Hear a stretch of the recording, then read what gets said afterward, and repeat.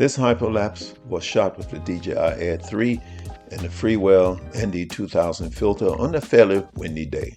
While you watch this video, folks, let me tell you about a few challenges I ran into today. Philadelphia airspace was restricted for most of the day. Fortunately, it ended just before the eclipse began.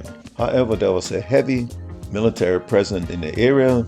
I kept my drone at about 30 foot above ground because occasionally choppers would fly low over the river.